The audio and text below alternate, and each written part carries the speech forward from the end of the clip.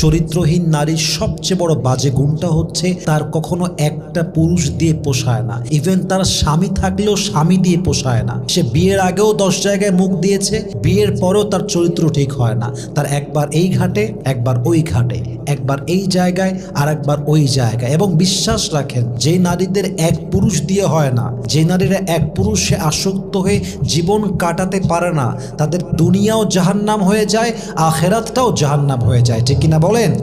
পুরুষ যা খুব সহজে পেয়ে যায় তা সে চুল পরিমাণ মূল্যায়ন করতে চায় না, আর যা সে অনেক কষ্ট করে অর্জন করে তার মূল্যায়ন পুরুষ করতে জানে। অতএব প্রিয় বোন আমার, আপনি যে আপনার চরিত্রকে বিলীন করছেন, ইজ্জতকে বিলীন করছেন, দিন শেষে আপনি চরিত্রহীনের টাইটেলও পাবেন, দিন শেষে আপনি অসম্মানিত হবেন, দিন শেষে আপনার সম্মান এই সমাজের চোখে 2 পয়সাও থাকবে না। ঠিক কিনা বলেন?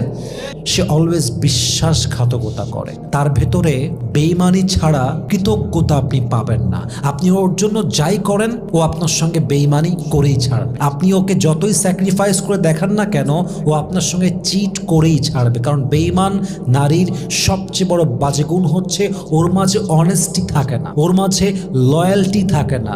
যে পুরুষ ওর জন্য হাজারো স্যাক্রিফাইস করে, তার সঙ্গে বেঈমানি করতে সে একবার চুল পরিমাণ ভাবতেও চায় না। ঠিক কিনা বলেন? এবং বেঈমান নারী দেখবেন বিশ্বাসঘাতকতা করে নিজেকে অনেক চালাক মনে করে, ভাবে যে আমাকে তো কেউ ধরতে পারবে না, আমাকে তো কেউ এই বিষয়ে পাকড়াও করতে পারবে না। বাট সে বোঝে না যে বেঈমানের চেহারা আল্লাহ একটা দিন উন্মোচিত করেই দেয়। যে বিশ্বাসঘাতক হয় তাকে মানুষ একটা সময় গিয়ে চিনেই ফেলে। কারণ আল্লাহ তাআলা যখন দেখেন যে আমার একজন সৎ বান্দাকে আর একজন বেঈমান ঠকাচ্ছে, বেঈমানি করছে, চিট করছে, আল্লাহ সব ক্ষমা